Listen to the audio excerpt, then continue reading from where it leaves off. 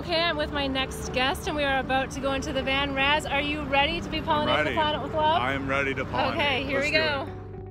On a mission to change the world through water, Raz shares his story of making a big personal shift to make a huge difference in the world. You'll learn a lot about single-use plastic bottles, along with how this waste has devastating consequences to the planet. Believe it or not, recycling rates remain lower than you'd think, and you may also be surprised to learn that people consuming water from plastic bottles are suffering from a high intake of microplastics that are lining our gut. Raz shares what's inspired him to take on the challenge to change human behavior and to fall in love with the tap again. Welcome everyone to the Pollinating the Planet with Love show. I'm your host, Beth Bell, and I have a very special guest with us here today. I have Rich Razgaitis, best known as Raz, who is the co-founder and CEO of Flow Water. He is passionate about creating a brand new, amazing type of water that's at the epicenter of the sustainable movement. His experience speaks for itself. He started his career in Fortune 500 companies, including Johnson & Johnson and Eli Lilly. Over the past 15 years, he successfully run thriving startup companies such as DealOn and MyTownPerks. In his spare time, you can find him spending time with his kids, working out, decompressing at yoga, and enjoying a green smoothie. So welcome to the show. Great, thank you, Beth. It's nice to be here. Yeah, I'm excited to have you here. You may or may not know that I've spent some time in Bali. And so plastic is a really big issue there. And you also know that I'm pollinating the planet with love, and you're here to save the planet. I love it. So it seems like a divine intervention that we're on the show today to talk about what you're doing. But before we do that, I like to go back in time and say, you know, when you were a young boy, what did you think you were going to be doing? And was it saving the planet by reducing plastic bottle use? It was not. I had two very specific jobs that I wanted to do all the way up through high school, actually into college. One was I either wanted to be a pediatrician or I wanted to be a trial lawyer, which probably makes for a little bit of a scary combination. Either I think I would have been a scary pediatrician or a scary trial lawyer, and I ended up doing neither, obviously. The pediatrics, because I just can't handle cadavers. So once I got into the cadavers in undergrad, that was it. That was my exit. And then I really just got captivated by business. I mean, I like creating things. I like building things. I like working with people and the impact that it can have. And so I very quickly in college became captivated with that. But that was it. Pediatrics or trial law. Yeah, and then you became an entrepreneur at heart with a big mission. I did. And I kind of stumbled into that. I mean, I was very entrepreneurial, but when I graduated college in 1996, it's not like now. I mean, you leave college now and it's like almost typical to go start your own entrepreneurial business. Or it's certainly not strange in any way. In 96, for the most part at that point, it started to change at like 97, 98, 99, but it was just right at the tipping point, especially where I went to school in a small rural town in Indiana. You know, you started your own thing if you couldn't get a job, as opposed to that being a job. What's your definition of small town? Small town, 30,000 people. Okay. Small town. So I didn't grow up there. I grew up in Columbus, Ohio. But yeah, small town, 30,000 people. Yeah. I don't know. Is that small? Well, it just depends, because I grew up in a small town of 2,500 people. Okay. So, you know, it's just kind of perspective. I call that micro small. Yeah, that's probably a good way to put it. Okay, so how did you get out of the small town of 30,000, and what was your first sort of big jump into life? Yeah, I mean, I remember so innately being almost obsessed with getting out of Indiana. Not because Indiana's not great, but I just wanted to like run in a big city and go and play and compete, and it was all about business for me. So I wanted to move to New York or San Francisco. Ended up moving to New York. That was my first job at Johnson & Johnson in the greater New York City area, and started out in pharmaceuticals and spent my first 3 years of my career there, and then moved into entrepreneurial businesses after that. But and what caused that jump? Like at one, because that I'm sure was a relatively lucrative position. Yeah, I mean, I was you know, I had a good run, particularly when I was at Eli Lilly. I moved into corporate marketing, and there's some amazing, amazing people there. I think a few things shifted me. One is that I just got fatigued, and I started to get kind of this dilemma, kind of an ethical, moral dilemma of the explicit marketing and pushing of pharmacological products to solve problems. And it's one of these things, I actually think there's a great parallel to having been in that environment and then how I see bottled water and bottled water companies and the people that work in those companies. And so, I think people tend to think, because I vilify single-use plastics, and I will go really hard against single-use plastics in 90% of the use cases. But I don't necessarily associate that with the people, because to some degree they are passive participants in an ecosystem that's got a force of nature behind it. And so drawing back to my post-college days and working at Lilly, it's a great company, really great people. I think they're doing some really good work. I mean, there's some diabetes medications for type 1 diabetics that are absolutely life-saving. And then there are prescriptions that are being written for Prozac and Zyprexa and ADHD, among other pharmacological names as well as conditions that are really unnecessary. And I became a little fatigued with this idea of, gosh, just treat everything with a hammer, treat everything with a prescription. And then also I was really entrepreneurial. So those two things lined up uniquely later. The entrepreneurial part was, I remember flying out to New York, and I'd fly to San Francisco on business trips, and I would land into SFO and be driving on the 101 down to San Jose through Silicon Valley or up to SF for business meetings. And I would just have the chills of the energy of what was happening in the startup ecosystem in the mid to late 90s. And so eventually I had an opportunity that popped out of nowhere. So this is how life goes, which is you plan the best that you can, and then it doesn't ever really quite work out that way, or at all, fortunately, in many cases, by the way, for all of us. And I got an opportunity to join a startup company in New York City that was really early stage around e-health, information awareness, syndication. It was a platform play, very, very early, kind of back when Dr. Coop was a thing. Many people won't even remember that, but that was a big, big deal back then. And I just couldn't continue to spend the next 10 years of my life in a corporate career. I just felt like I was a little bit caged. Yeah, and I think a lot of people feel that.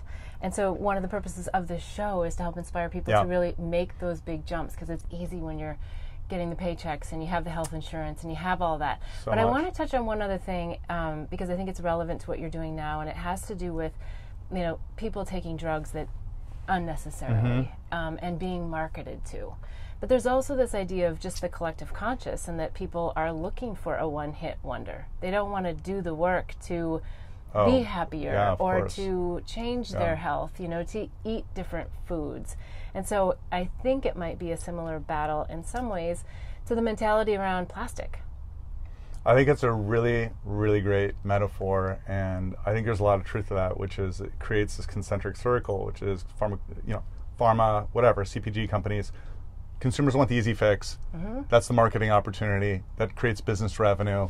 People get paid well on that. And so it just creates this crazy set of circles of consumerism, oftentimes in places where it doesn't need to exist at all, or it shouldn't exist.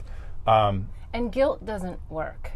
People can't be guilted into... They really can't. Right. They have to be behind a mission and a purpose. Whether that's Flow Water or any other business or any personal relationship, guilt does not work. You're right. Though I've tried it unsuccessfully years ago. So in fact, my perspective right now on bottled water, if you've heard me talk or have read some of the writing that I've done on this on an op-ed basis or what have you, I'm really, in some ways, polarizing about the problem, but I try to distinguish that from making the people feel polarized. And to me, it's a lot about education and creating a better way of doing something and showing a better way. Because, you just look at, let's take recycling as a data point.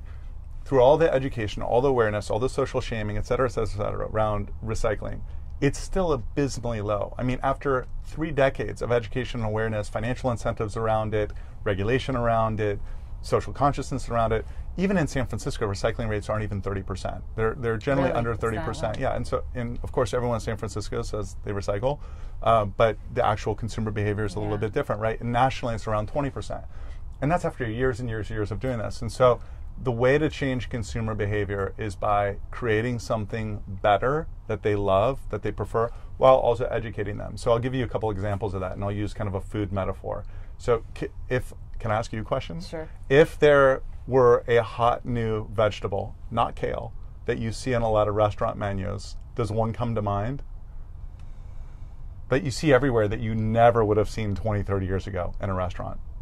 I'll tell you what it is. I mean, it's it's a little tricky, but you'll know immediately. Well, I don't know, because I've not been in the U.S. for that's a true. while. So, that's a good point. like, for me, I like seeing a lot of Brussels sprouts. Oh, there we go. Perfect. That's the one. Is it? So okay. yeah, so all like right. 30 years ago when we were growing up, I mean, the idea of boiled, how our parents would serve it. So bitter. Yeah, it was disgusting. But they buttered them up. And exactly. Kind of, baconed them and cheesed them. Right. And they're fried and they're yeah. sweet and salty yeah. and crispy and they're amazing. And so you can't get someone to eat more Brussels sprouts that are boiled by just telling them do it. They just won't do it. In fact, there's a greater resistance. What they did is they made the product better. Sexy. Yeah, you got to make it better, and it's got panache and it tastes good and it's cool. And so I don't typically compare flow water to Brussels sprouts, but in the sense of changing consumer behavior, there's a really strong parallel to that, which is to get consumers to do something, you have to get them to do something because it's better. So I think there's two pieces to this. One is as it relates to educating consumers about, okay, this is really destructive for the environment. And so in the sense that I don't just use my office or my bedroom or my living room as a trash can and when I throw something away. And when we dispose of single-use plastic water bottles, the majority of the time it ends up in oceans, lakes, rivers, and landfills. So we have to just make the mental connection that we don't just throw shit in our, backyard, literally, where we live. Yeah. We're disposing of it because we don't want to live in rubbish. Yeah. And the same aspect applies as it relates to getting rid of single-use plastics because they end up making their way into the ocean, lakes, rivers, and landfills. And so one is just an awareness around that, and there's a part B to that. And the part B to that is typically when I talk to people about plastics to oceans, plastics don't biodegrade, they photodegrade, turns into microplastics. It's bad for the environment, it's bad for the fish, it's bad for the dolphins, sea turtles. They typically feel like pulls in the heartstrings, but doesn't quite get them to change behavior, right? Yeah.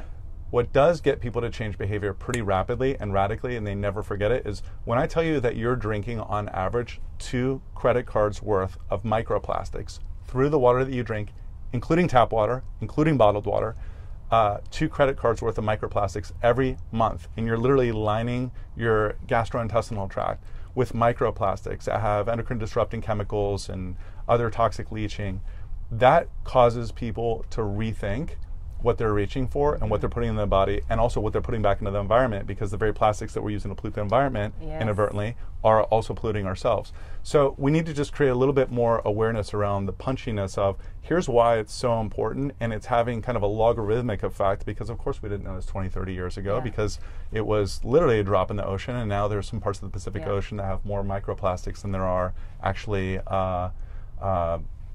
fish for that matter.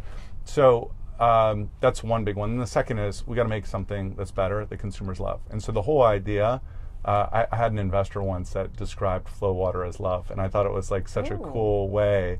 And I got him on camera saying that, and he said I asked him what is flow water, and he said flow water is, and it was pause, and he said it's love. Like that's what it is, which I think is really cool because it ties back to a lot of the aspiration of the company, which is yes, there's awareness, yes, there's education, yes, there does need to be a little bit of social pressure that gets given to being mindful of the choices that we're making, but this is a lot about aspiration, which is I want consumers drinking more water. I want students. I have 2 daughters that are Royce and Zoe that are 16 and 17 and a half. One of the reasons that I'm a co-founder in this company is because I got really torqued, really pissed about kind of this big bottled water and big beverage company, Coke. I certainly will say Coke and Pepsi, what they put into packaged products that are carbonated, caffeinated, sugared up, and then like punching that into through marketing messages and product placement and all the lockup they have in universities, it creates a addiction and a lifelong set of patterns that have huge deleterious effects downstream. And we're programming kids at a very young age. And I got extremely frustrated by that, just watching my daughters go to soccer practice and go to soccer games, and they get the Coke, and then they get like whatever else after the fact. It's a racket, and I got really frustrated. And so my mission, and 60 people that are with me on this mission that are employees. There's about 40 other investors. There's a ton of advocates across the U.S. for which I'm really grateful. But it's really to change the way the world views water and to make it taste great, a product that tastes great, that gets consumers to drink more of it and have fun in the process and be able to use it as a canvas to tell a story. Yeah, well, I was going to ask you what it was that motivated you. That was a really long answer. No, I love it. It's like you read my mind, because I was going to say, what is it that like really got in your soul? And so you've just answered that. But the next thing I really want to talk about is, water is water is water. That's kind of what people think. Yeah. But before we do, because for all the skeptics out there, like, we need another water company, and another one of these. So we want to hear all the differences. Okay, got it. But we're going to go to a quick break, and we'll be right right back. back. Let's do it. Okay. Sounds great. Blossom Bliss products are designed to help empower pure love and purpose in your life. It's through the power of words, flowers, and symbols that our products assist you in creating a blissful life. The power of words in our mini mantra word bar necklaces assist you in setting and blossoming your personal intentions. The affirmation cards leverage the power of flowers by providing daily inspiration. And the power of symbols in our life journey bracelets are great reminders of the things that bring us peace, joy, and love. Products are made and blessed in Bali with love by Balinese artisans who work with empowered hearts. When you purchase jewelry with a bee charm, we donate to save the bees. Join us in pollinating the planet with love. Go to our website, blossomblissbali.com. Again, that's blossomblissbali.com. Okay, we're back, and we're here with Raz, who is the CEO and co-founder of Flow Water. And I was just giving you a little challenge, if you will, of water is water is water, is sort of what people think, like, do we really need another water company? Right. So I think that's a great question. By the way, I like questions that come from the side of critical thinking or skepticism or a little bit of jadedness. And that would be a really fair starting point. And there's a couple reasons why. One is, we don't have a problem in the U.S. called if I could only find a water spigot. Like there's no shortage of places in most metropolitan and most populated areas of being able to access water. In your bathroom, in your kitchen, your even living rooms are what are we talking, feet within a water access line. Any company, hotel, school, corporation, a gym, etc. We do have a variety of problems, though, so let me kind of work from one side of the equation to another. One of the reasons that the bottled water crisis that we have now, and it is a crisis given that there are about 50 billion single-use plastic water bottles that end up, 38 billion of which, about 80% of which end up in oceans, lakes, rivers, and landfills that are creating this microplastics problem. The reason that consumers have reached for bottled water through a variety of things. One is through marketing and brand building, but the second is that about 80% of consumers in the U.S. alone don't trust or don't like tap water. So if you don't trust something or you don't like something, you're not going to do something. And that is generally the problem with people drinking out of the tap. My daughters are a perfect example of that. Is, Royce and Zoe, the idea of them drinking out of the faucet to them is like gross to them. I mean, they just wouldn't do that. Right. But also the idea of polluting the environment with single-use plastics is we got a third or fourth visitor here. So it's a good thing it's not a bee, but the idea of drinking out of a single-use plastic water bottle and then disposing of it is also equally appalling. And so what's created this big migration over the last 30 years to bottled water, single-use packaged products, is largely kind of a brand differentiation as well as consumer concern around tap water. And so that's part of what we're solving for, is to get consumers in love with a brand that they like based on taste or trust or branding for that matter. So that's kind of created the problem. The other part of that, though, is there's very real reason why consumers should think twice about drinking out of the tap. And so lead levels in our example, heavy metals, PFAs, chromium-6 is another example of that. I'll use glyphosate as an example. And so glyphosate is the primary chemical component in an herbicidal product that most people typically know as Roundup. Roundup just started getting used about 30 years ago in agricultural production in the United States. If you look at data trends around an increase in celiac disease, kidney cancer, a variety of other conditions that I actually don't want to necessarily list off by name. There's almost a direct correlation with the increased incidence of those cancers or of those diseases, of those conditions, directly in correlation to increased usage of glyphosate over the last 30 years. And so what's happened with glyphosate is it's now dripping and moving from farmland into tributaries, and it's now feeding our water system. Yeah.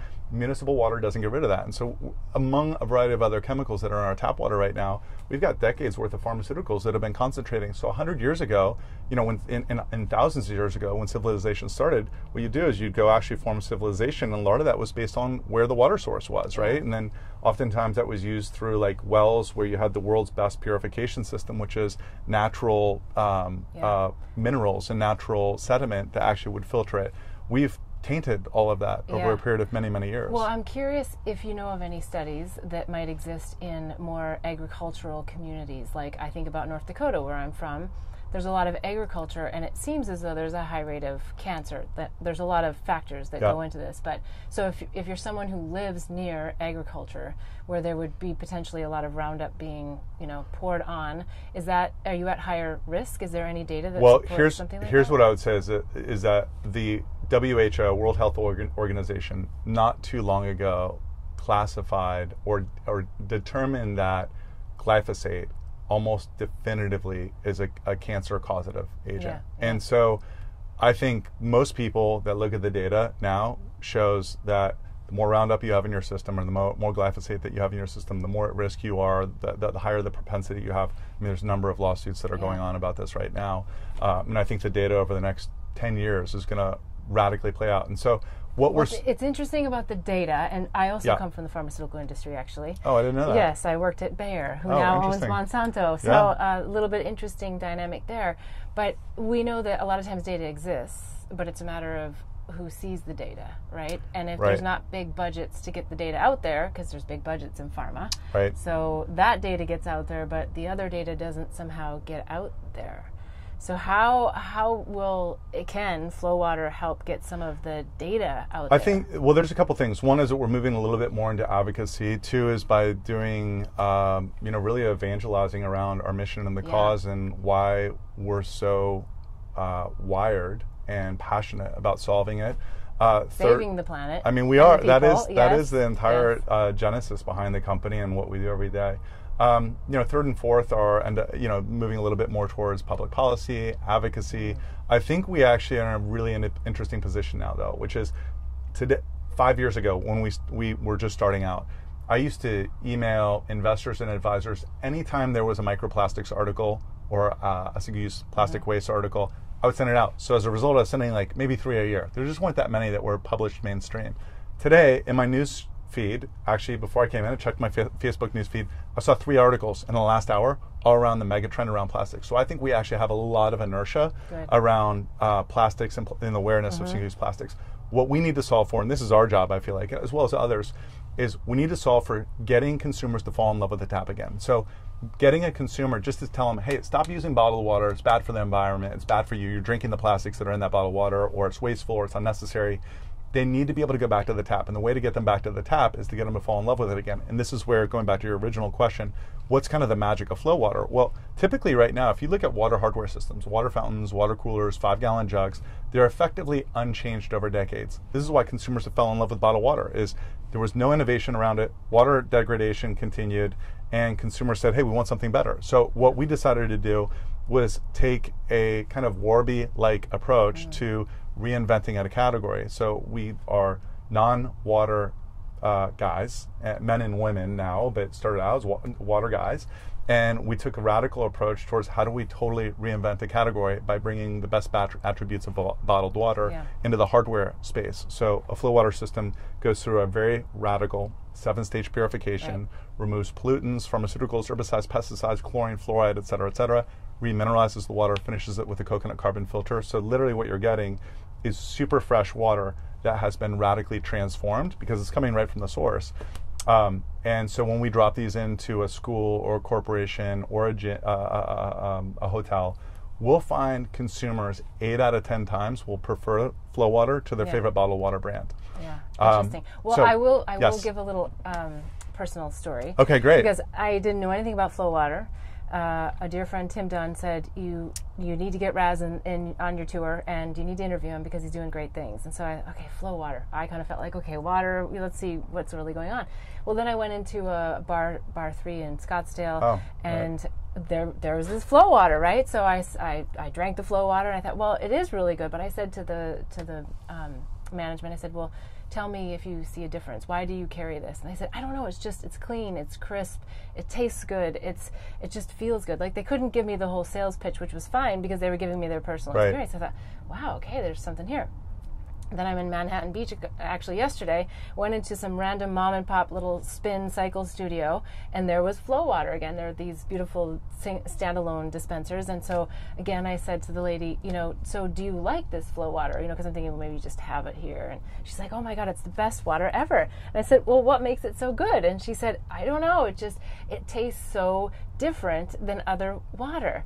And so you have big advocates out there like that. This cool. Really Thank does you. Taste different. But here's the challenge. Yep. Okay, so I'm all over the place and, interviewing people, and you walked into my van and I took a sip of my water out of my single-use plastic bottle, which I do recycle if I can. So if I can get under a flow water, like yesterday, I took my water bottle and, filled it up, right? But for me, I know the issues around plastic all too well because of my time in Bali. Mm-hmm. I'm conscious, I'm aware, I want to contribute, and yet I'm still buying single use, probably because glass, handling that, breakage, weight, I don't know where I can fill it sometimes. I don't know where I can actually get the refill. Like, how, for someone who really needs the convenience, how do I solve that? Well, so I think, let me give you a great use case for bottled water. You're driving from San Francisco down to LA, you're halfway through, you're in the middle of nowhere off of I-5, there's a gas station, there's no place to fill up your bottle of water. That's a great use case for having a bottle of water, right? I mean, that there are certain instances where, as much as I don't like bottled water, particularly single-use plastics, and if I were in that situation, I'd buy something out of aluminum or glass so that I could reuse it a few times, right? I think there are certain use cases. So the first thing I go back to is I always try not to vilify people. So sometimes we'll have people, and I'll be standing at a refill station at an event like Coachella or Dreamforce or CrossFit Games or something like that, and someone bringing a plastic water bottle, and kind of walk up a little sheepishly and say, hey, do you mind if I, and I'm absolutely high-fiving, this is exciting because one more fill is one less bottle environment. And the reality is none of this stuff gets done by one person making one big change and that solving the entire thing. Yeah. It's actually 1 million people making millions of changes that drive impact. And that's with everything, right? I mean, that's with life, but that's particularly as it relates to this cause. So the fact that people refill an existing plastic water bottle, I'm excited about. What do people do in that situation, though? One is we have an obligation to show people through experience, through the brand, how to fall in love with the world's best tasting water that they trust the most, coming right out of the tap through a flow water device, right? And so what we've done is we've developed this proprietary purification system, can connect into any water system, and then it kind of just in the last 6 feet of water line, it will transform that consumer experience of whatever is coming in. And that could be, water that has really high lead levels, which we've done before. It could have high sulfuric content. It could have chromium-6 in it. Does it tell you what it's actually filtering out? Does it?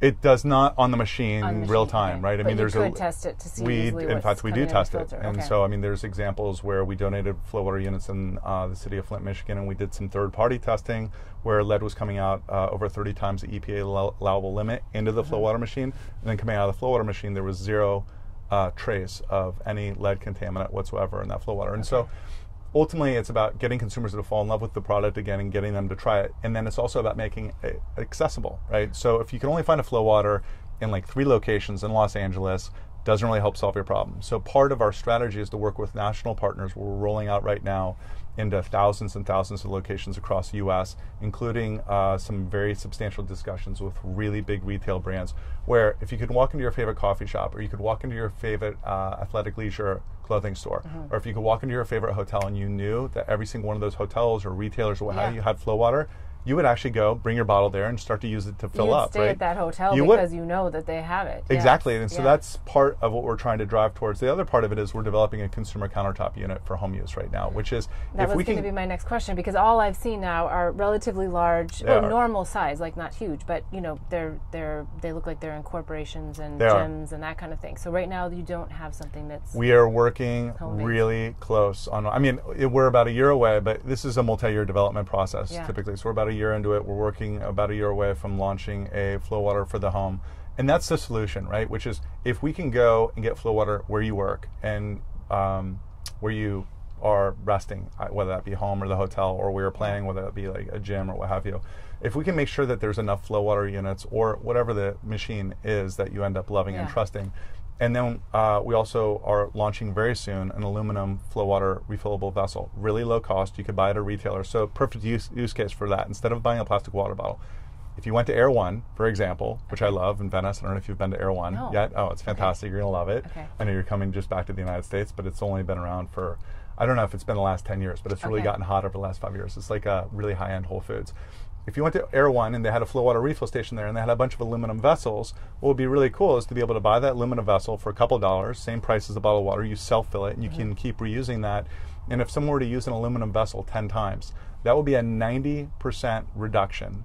If they just used it 10 times, then threw it into the recycling, and aluminum does get recycled and it's infinitely recyclable, then we would have a 90% reduction in single-use packages for water consumption.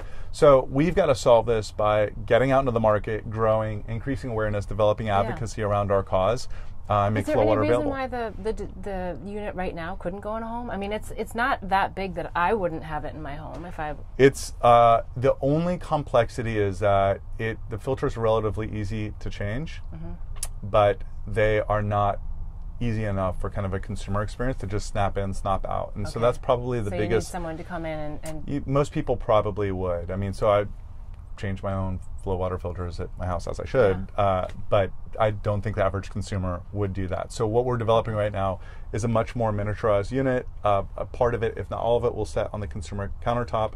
It's going to look gorgeous. We're using the same design team that designed Nest thermostats, for example, and has developed some really high-end, beautiful hardware for the consumer household. They are working with us in conjunction to develop this flow water for the home unit. It's going to look awesome. It's going to taste amazing. And that's part of the way to solve it, though, which is we need to provide people access to water that they love and they trust, and then provide them, some vessels. But there's plenty of vessels already. I mean, you've got Swell bottles, Hydro Flask bottles, Mizu. There's a number of those that are out there. What we really need to do is solve the water problem, which is what we're working on. Okay, I love it. Well, we're going to take a quick break, and we'll be right back. Blossom Bliss products are designed to help empower pure love and purpose in your life. It's through the power of words, flowers, and symbols that our products assist you in creating a blissful life.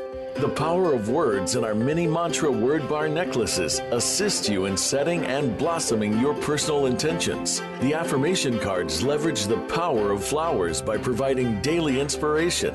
And the power of symbols in our life journey bracelets are great reminders of the things that bring us peace, joy, and love. Products are made and blessed in Bali with love by Balinese artisans who work with empowered hearts. When you purchase jewelry with a bee charm, we donate to save the bees. Join us in pollinating the planet with love. Go to our website, blossomblissbali.com. Again, that's blossomblissbali.com. Okay, we're back with Raz from Flow Water, and I have lots of questions. So I have some gyms that I go to, and they have the water filters installed into the wall, and they tell me, and in the airports, and it says how many bottles have been saved as a result. So why use Flow Water over them, or is there a difference? There's a huge difference. I'm a fan. Anytime a consumer drinks out of the tap, I'm a fan of it. I also understand why they would be reluctant to do so, and frankly, in many cases, I'm also reluctant to do so. Some of it depends upon like the market and the environment and what, how I view the tap water in that region. Hydration typically called hydration stations, right? So it's a water fountain. It's got a bottle filler on the back. It's got a counter. You put your bottle back there and you fill it up, and 35 seconds later your bottle is full. That's part of that product there is part of one of the foundational reasons that we started this company. which might sound ironic because a lot of people they've been around for 5, 7, 8, 9 years, something like that. Okay. Actually, it's got to be longer than that. It's like 7, 8, 9, 10 years. Because flow water's been around for 6.5 years, and that was one of the products that we spec'd against and designed to solve for. And here are the consumer issues with that product. Number one, it's tap water. So the reason that consumers don't drink out of the tap is not because they have a strong preference as to whether it comes out of a faucet or a water fountain or a hydration station or whatever it is. The reason consumers don't like to drink out of the tap is because they don't like or trust the taste of tap water or the chemical constituents that make it up. Right. And so the issue with the hydration station is that it's just dispensing tap water, right? And so if you don't like tap water, that hydration station doesn't solve for anything. Yeah. It's just dispensing tap water. So that's kind of problem number one, which is, again, the majority of consumers actually don't trust the taste of it. If you like, so they're not really filtering. It's got a single stage carbon filter, so it has about the least amount of filtering that you can do with water. I mean, it's better than nothing, provided that filter gets changed regularly.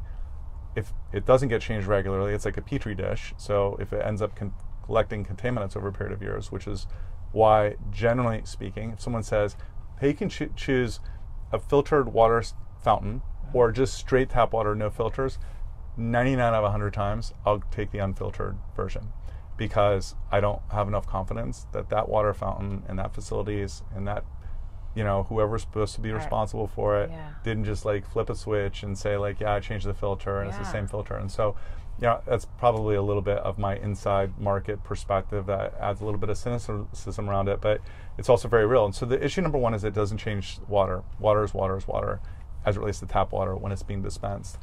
The second thing is that it has some like real practical, it's not very chilled, it's slightly chilled. But here's a really I don't have my bottle on me. If I can actually grab it, that would be great. But if you take a student or someone in a hotel, for example, and they got a 750 milliliter bottle, and this is my miso bottle, but they take Can I see how heavy it is? Yeah, it's empty. Yeah, but it just gives me an idea because weight for me is a big deal. Weight is a big one. And so if you take this and you fill it up with a water fountain, a hydration station, it takes around 35 seconds to fill this up. Now, that doesn't sound like long, but if you get like 2 or 3 people behind you at an airport or in front of you, or you're in a school and you've got like 20 kids that are waiting in line between a 7-minute period and they've got to be able to fill up, there's like 4 kids that are filling up with the water and there's a bunch of other kids that can't. So one of the things we solve for is super fast fills, which means being able to fill your bottle in 10 seconds and be out the door. Really? This fills in 10 seconds? It does, okay. yeah. So it's around 70 mils per second, it's 750 mil bottle, so it's 10.5 seconds. So that is substantial. So there are about 20 different little pieces related to the flow water refill station that we designed for that make up for a much easier user experience. If people like hydration stations, that's fantastic. That's actually what we solve for, which is the majority of consumers. Part of it too, by the way, Beth, I mean, this might sound a little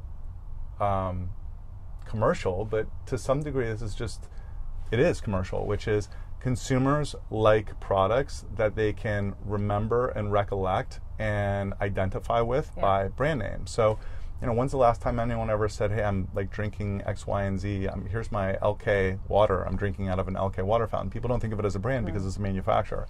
What we're trying to do is help provide a catalyst and a context for consumers to be able to self-identify with, I like this product, it tastes amazing, I trust it, I feel healthier when I drink it, and it's a brand that I can remember so that it kind of drives the whole continuity of conversion from single-use packaged products to uncycling. I mean, our whole goal is don't ever have to create it from entering the ecosystem ever from the first time, right? Yeah. And so the uncycling idea is go right to the source where you never actually have to manufacture a product. I'm smiling because I oftentimes look at these ideas and I have this idea that, how we always talk about the water cooler conversations? Yeah.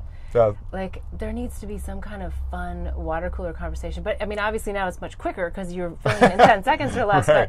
But because it's like, I think there's so much education. I mean, for me, one of the reasons why I don't like tap water is I think of fluoride.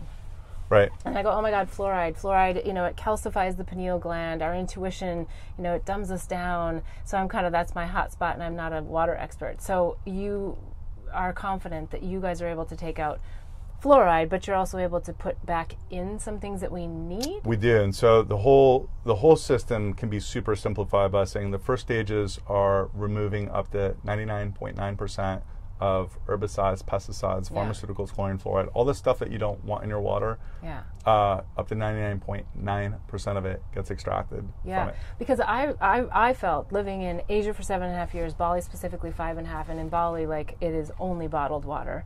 I was losing something from the water that I needed. There was minerals that I felt like my body needed, and so just drinking bottled water isn't the be all. Especially distilled water, right? Because distilled is literally pure H2O, and so your body has to have. So this is the second stage. Good segue. Second stage of flow water advanced purification system is we're then through the system putting minerals, electrolytes, increased alkalinity. Some oxygenation. It is. Good. So it increases the alkalinity of the water, whatever the source water is, by up to 1.5 pH. But there are also minerals, natural minerals that go through that are basically a material that the water runs over that are comprised of magnesium, sodium, potassium, and calcium. And these are natural electrolytes that you need, for it to taste great, right? Mm-hmm. If you drink water that's distilled that doesn't have any electrolytes in it, it just tastes, there's something wrong with it. It's almost... It's missing something. It's missing electrolytes for taste. But the second thing is your body needs that for maximal absorption from your GI into your, all the cells of your body. And so adding electrolytes back into the water is essential, but we're only adding those things back into the water that you want to have in your water, and we're extracting all the other stuff, all the other 90+% of the stuff that's in the tap water that you really don't want in it, we're extracting out of. And then the final thing is a coconut carbon filter, and this is what makes it taste. So when people, I wish we were creative enough and smart enough and clever enough to say, oh, like, let's come up with the world's best water tagline, but we didn't. We actually had a different tagline, which was naturally brilliant water, and we have moved that to world's best tasting water, because I remember talking to about 100 consumers, and I came back from a bunch of events, and I was like, man, everybody is saying this is the world's best tasting water. Why aren't we just using what the consumer is saying, the articulation and the essence of our brand? And so that is largely formed by removing the pollutants, but then also using a coconut carbon filter. And what it does is it doesn't make it taste like coconut water. That would be also kind of amazing, though you might get a little tired of that after a while. It gives it this super clean, crisp, refreshing, and like when someone says, I just can't figure out exactly what that is, but it tastes amazing, that's largely driven by the coconut carbon filter. That's a finishing filter for flow water. Yeah. And it becomes, it does become addictive. Like if I don't have a flow water in Denver, I don't have a flow water place at my home in Denver. So I am carrying stuff in on Friday nights in my arms into where I reside. But I want to go back to the tagline about brilliance, because what keeps coming to me is clarity. I feel like, and I know that this might be putting too much weight on water, but our body's made out of water. Right. We need to hydrate more. We don't drink enough water, I would guess, as a society. And when we drink more water that is brilliant for us, I think it makes us clearer in our minds. Right? So there's if we're using something that's clean and clear, isn't it flushing us out? I mean, the gut, the GI tract is where all disease starts. Right. So, I feel like there's something very brilliant. So I like the first tagline too, but I've heard everyone say that the taste is great. There is, I think this is where also we're still going through an iterative process of, as the market changes, as the company changes, as we grow, how do we articulate the brand and the story and the message? Because taste is a part of that, but I also would like to be able to articulate the data that shows that when we install a flow water unit, an average consumer will drink 2 to 5 times more water than they did before. And that's not because they didn't have water there. Right. They had bottled water or a 5-gallon jug or water cooler or water fountain. What happens is they fall in love with it, and if you fall in love with something, you just do more of it because you're like, wait, I love this. I feel better. I'm like, my skin looks better, or whatever it is. Okay, maybe I'm stretching something, but it's in gyms, because it's in the gyms that I go to. Can it help your performance? I can't make a... here's what I can claim. I can claim this. I will claim this, which is 70% plus of Americans are chronically dehydrated. That number might be as high as 80% worldwide. Chronically dehydrated? Chronically, I believe literally it. just... Wow, I didn't... Yeah. So, proper hydration will radically change your physiological, your mental performance, and your workouts. I mean, if you're drinking more water, you're going to recover faster, you're going to have stronger lifts, you're going to have better mindfulness during a yoga practice, whatever it may be. And so anything that gets consumers to drink more water is ultimately a good thing, so long as we're also not degrading the environment in the process, right? And so what I feel really strongly about is, again, this is why getting consumers to fall in love with tap water again, but also using flow water as kind of the mechanism for that. if I can show that a consumer drinks 2 to 5 times more water, they're going to feel better. They're going to perform better. They're going to have, I mean, you probably know a lot about the serotonin in the stomach and kind of like this, as you say, second brain. Like I'm thinking about all the data as it relates to probiotics, prebiotics, mental health connectivity to the stomach. I mean, this is one of the reasons why I can't stand chlorine. Chlorine is killing the very bacteria. It kills the bacteria that's in the water as a transport. That's important. We need to have that. But then once the water gets to the place that it needs to be transported, we need to have a mechanism to remove all that chlorine so that we're not chlorinating ourselves, because that is affecting, and it's like having an IV drip of chlorine over a period of many, many years when we're drinking chlorinated tap water. And so will it improve your performance? Yeah, I mean, I would say, I unequivocally can say absolutely, just by virtue of the fact that drinking more water is unequivocally known to improve performance. I mean, if doctors could CPT code for water, it'd be the world's first $1 trillion product, right? Because it would solve so many different things upstream. It's just that everyone skips the water, the exercise, the mindfulness, and they go right to typically, all right, like what am I going to prescribe you today? And it's just how it has evolved. I mean, they're not bad people doing that. It's just that's how life has happened. So how do we get involved? How do we get involved in the movement of this all? How do we get Flow Water as the average consumer and listener to the show? How do we participate in this movement? Well, I mean, I appreciate the question. One is, I would thank you again for having the opportunity to voice a cause and a purpose that I and many other people that are part of my team are excited to be involved in, and it's a privilege to be able to do something that I think can be really, really great for the environment. I mean, already to date, we've saved 130 million single-use plastic water bottles from entering oceans, lakes, rivers, and landfills. We're on our way to 1 billion by the year 2022. In order to get to 1 billion single-use plastic water bottles saved by the year 2022. I mean, one is just, I think, raising a level of awareness, which is, this is not about vilification. I mean, it really is about inspiration, but it's about inspiring that we can make radical changes to our own health as well as the environment and what we're leaving for many, many people behind by making really small changes to our daily mindfulness around what we use. And if you use a single-use plastic water bottle, literally if you just use it 5 times, rather than buy single-use, rather you buy aluminum or glass. But that being said, if you're going to use single-use, if you use it 5 times, you've just done the inverse of recycling rates. You've just reduced 80% plastic consumption. Can people buy the Flow Water bottles? They only can direct. We don't have it on an e-com site. Our perspective is very bottle agnostic. I'm a huge fan of Mizu, Hydro Flask, Swell, and I've got a lot of friends that work at those companies. Really, so our perspective is, hey, whatever bottle you love, use it, but then also our job is to make sure that you fill it with something that you equally love and trust, so that you do more of it. And so, you can reach out to the company. It's www.myflowwater.com, and you can request a free trial for your hotel, your school, your gym, your corporation. Ooh, I like that free trial. Okay. So we can do that. Yep. And the other thing is just to advocate for a better way, and by raising a level of consciousness and education. And then also, if you want to follow us on social media, that would be great as well. Yeah, so we'll put all the information in the links below. At Flow Water as well, we'll include that. But we are on a mission to do something really big, and we're going to need a lot of support along the way to help carry that forward. And it's not just our mission. We feel like it's a collective vision and mission of doing something that's great for humanity. So I love that. And I think before we close out, another idea is coming to me. I think you should run some kind of a contest or something for someone to win a trip to go to Bali with you. You should go to Bali. John Hardy, you may be familiar with John Hardy. He's the jewelry designer that's turned advocate against plastics. I do know the name. And I do know the name. You can't actually get a meeting with him, but you can show up for his 7 a.m. Trash hike in the morning, where you go out and you literally stick trash alongside of the road in Bali, along the rivers. I take a lot of people there that come to visit me in Bali, and I remember two of my girlfriends that came.